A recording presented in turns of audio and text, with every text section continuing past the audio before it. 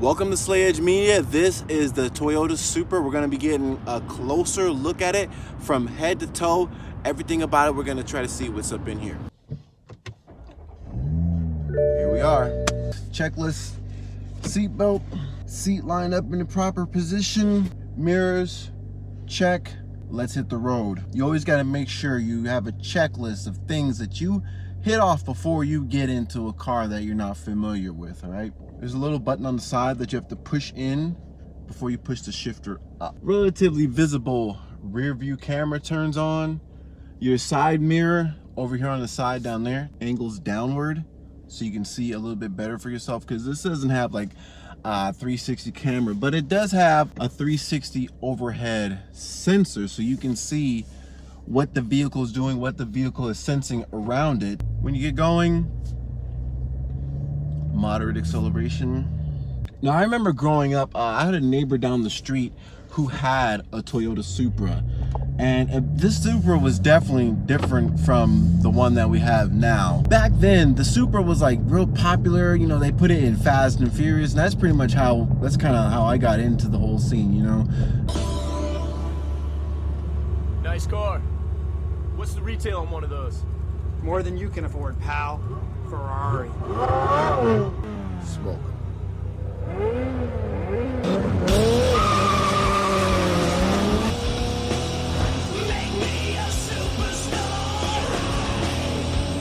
I had a friend who would have little tuner magazines, and then I just bum them and just look at them and look at the picture, and I was always so wowed by all the chrome and gizmo gadgets. Buddy knew what it was. I had no idea what a Supra was. He was like, oh yeah, this is a Mitsubishi 3000 GT, and then you got a Toyota Supra, twin turbo, right? I said, oh yeah, here's a twin turbo, yeah. But I digress on my own personal stories. Let's get back to the car. The Toyota Supra, just first impressions, I'm just driving around a corner. It drives quite normal, nothing too outlandish or out of the box or anything that makes me really go crazy or anything. When I get in the accelerator a little bit, it's got some pretty good giddy up, you know? Pretty good giddy up right here. I don't know if are you able to hear this engine?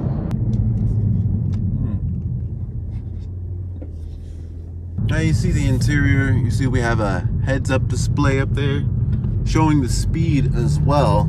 Now when it comes to acceleration, let's try to get a little accelerated and see how that goes. I got it in normal drive mode, so it's shifting automatically by itself.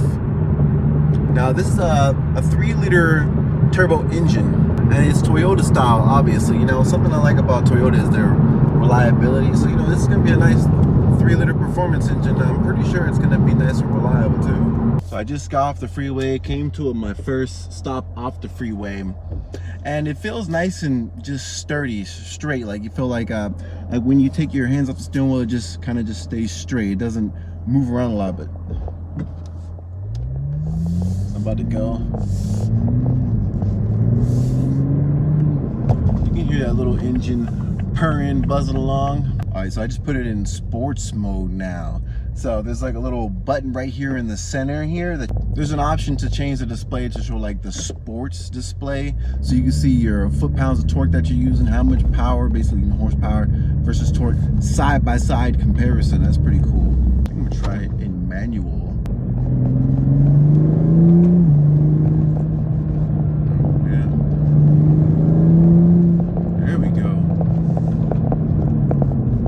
Now this is one of them shifters I always can forget that up is actually down when you're shifting, and down is up. So you have to push up to go down, because my car, you go up, you push up, go down, you go down to shift. But they did it weird in this one, but it's all right.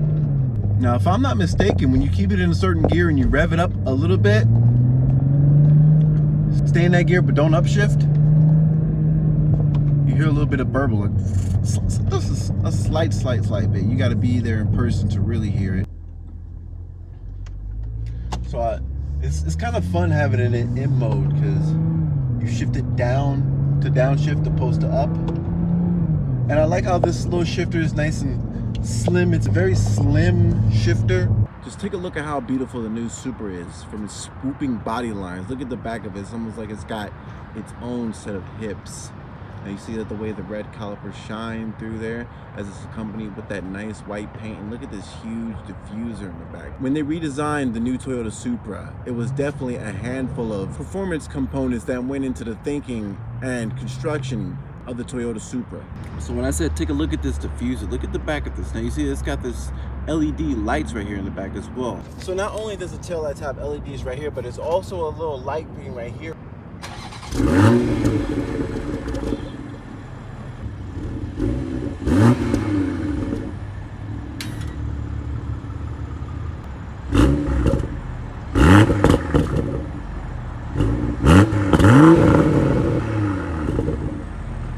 Now, if you were paying attention, you would notice the difference when I pushed the mode button for normal to sport mode.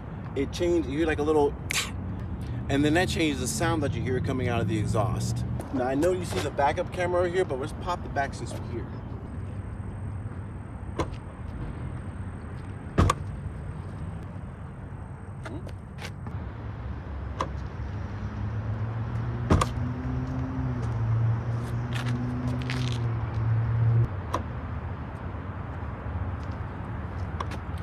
That's kind of weird. That's weird because if you close the door before coming back here and pop this up, it kind of lifts up and then taps slightly closed, so then you can't even open it up again. Now, I'm not gonna lie, the back here is actually pretty damn clean. And you see in here, it's got, you know, normal amount of space, and this one comes optioned with a subwoofer right here. It fits nestled in there, all cut out into a little cutout groove back here, so it's literally right behind you when you're sitting right there in the driver's seat. So no automatic close tailgate, but it closed very easily, and you literally can just close it just like that. You just grab the handle and just pull it down, move your hand out the way, and it'll close. You don't have to put your hand on the trunk just for it to close. All that tension releases when you bring it down lower. All right, now when you look at the wheels, you see it's got Michelin Pilot Super Sport wheels, so I mean some good traction right there with these kind of wheels. And these come with 275/35 19-inch rims. Now you look right here, you see that it's got a nice black side skirt that curries on up here, follows along with the body lines, keeping a nice curvy kind of style going along right here. A lot of sexy angles. You see how this swoops up right here, and almost like this is like the rear hips, you know, in a sense. And forgive the dirt on the wheels, but I want to show you that it comes with some nice 4-piston Super branded brakes here in the front.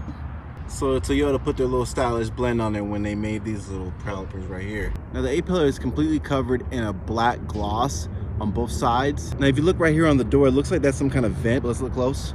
You see it's not really a vent at all. It's just there for decoration. But while we're here, I'm gonna show you the functionality of the door. Opens up normal, and it also has like a little lock button here on the side. Actually, I don't even see it locking. Yeah, I don't even think this button does anything. Now, before I check out the interior, let's look at this engine real quick. All right, so when you pop the hood, you have to make sure you push the button 2 times.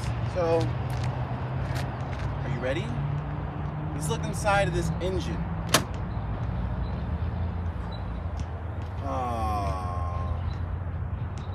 You know, when you think Toyota Supra, you know, I'm just expecting a lot more gizmos and gadgets everywhere.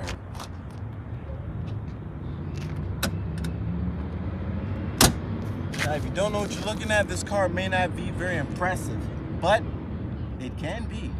Just take a look at this front end and look at these headlights. The last time I seen a front end that looks like this with this layout of jewels, it kind of reminds me of the Porsche Taycan. Look at this. I mean, just look at it. Just to be completely honest, I'm a big fan of the Porsche Taycan, and I know obviously this is not exactly what the Porsche Taycan looks like, but there's elements of it that you gotta admit look like the Porsche Taycan.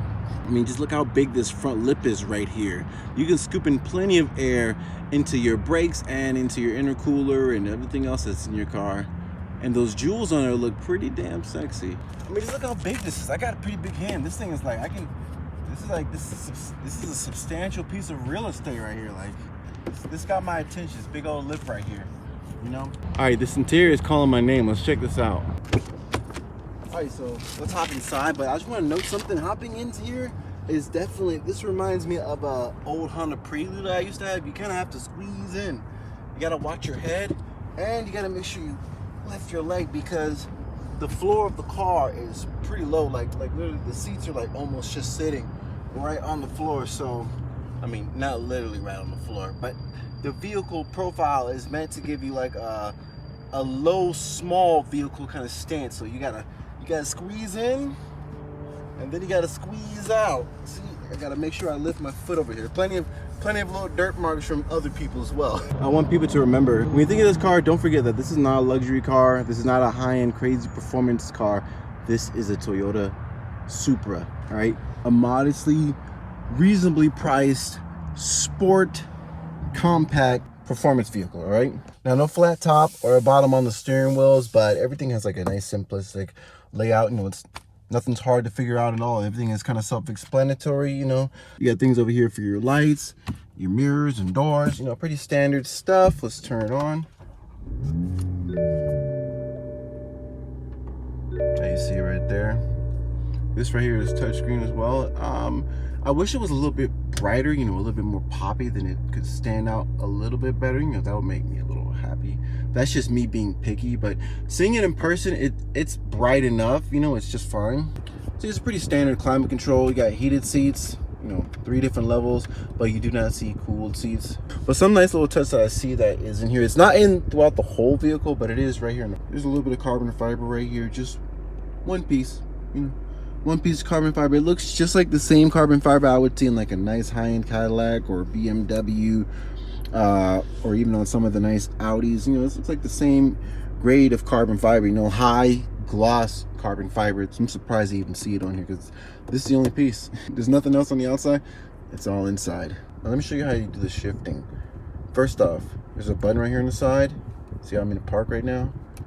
You do up all the way to get to reverse, and then the mirror over there shifts down. Light shift to neutral, all the way down to drive. Over, shifting, down is up is down, which is weird. And then just push P wherever you're at to bring it all the way back to park. Parking brake right there. You can go to sport mode here. It can remain at normal balance settings, or you know, you put in sport, you know, different configurations. Let's go back to, let's push sport display. Let's see how hard or difficult that is. You see, now it shows all my parameters right there for the engine. You see how that goes up right there? And then with it also in the sport mode, you hear more of that exhaust. So if I hit the, it's got like a slight little bit of. And when you put in manual mode, you do have paddle shifters here that you can use as well. As well as it's got a phone charger right here. It's got a nice little air vent right here, just 2 here. One on that side, and one over there. So this part right here is all just empty. It'd be dope if it was all just seamless. One air bar right here. But when you look at the seats, it's got, like I said, it's a good bucket seat, and it has moderate, mild bolstering. Granted, you don't need the crazy amount of bolstering because I feel like the way you gotta hop in the car, the car like secures you in there. You're in there. This is a bucket seat for sure, and like the bolstering isn't as crazy as like the M3 competition seats that I've seen in the other videos I've done, but it still holds you in there nice and securely.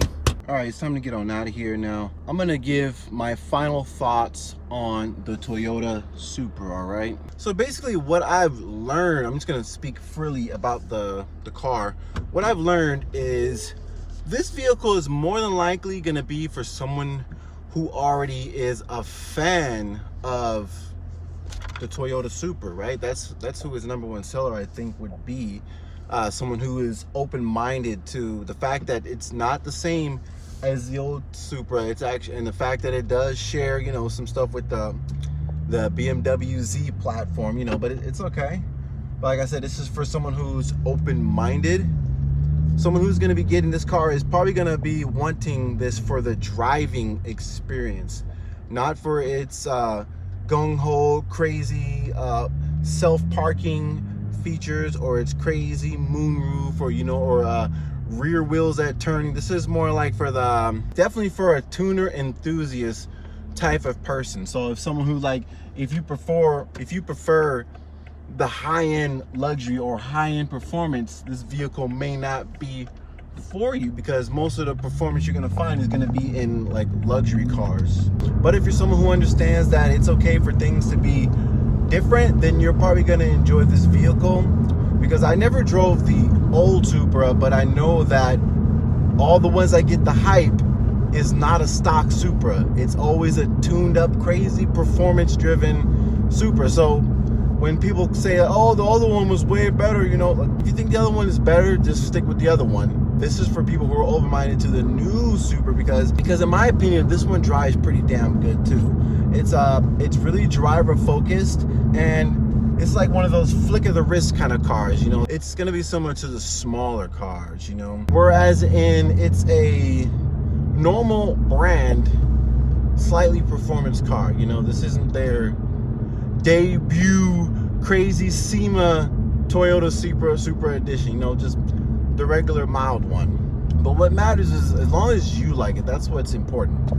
Just remember, stock, it doesn't have the loudest exhaust, you know. So if you've seen my other videos, you know, Lamborghinis, M3, you know, those ones, they come with like nice, expensive exhaust, you know, from the factory. You know, they come with nice exhaust from the factory, the ones that sound mean, but at the same time, those cars cost like multiple times more than this cars, you know. So if you're gonna compare the sound of, say, like an Audi RSQ8 or RS7 compared to this, of course the other one's gonna sound better, you know, right off stock, because you're paying for more stock of a stock vehicle. You're paying for more, you're getting more stock. This one, you're not getting as much, but it has tremendous potential. I can see the potential already just being in this car. And if I wasn't so overly exposed, I probably would like this car too, or the younger me would like this car. Just my taste isn't in this kind of cars anymore, but I could see how someone could like this car. It's got good drivability, good handling, nice and lightweight. Feels like it has a nice low center of gravity, so it's gonna have good handling capabilities. But anyway, I hope you enjoyed the video. This is SlayEdgMedia. I'll catch you guys on the next one.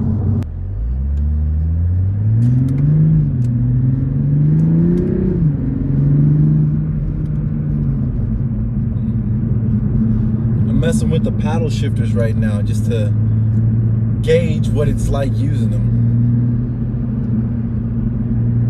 And you can tell that based on the tuning of this car wants to go. Like, it wants to give it whatever. I mean, it's not 600 horsepower or anything, but it wants to give it its all. I can tell.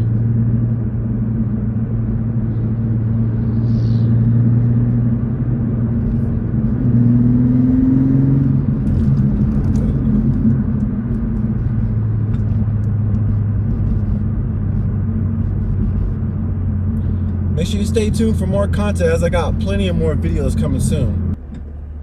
I just want to see.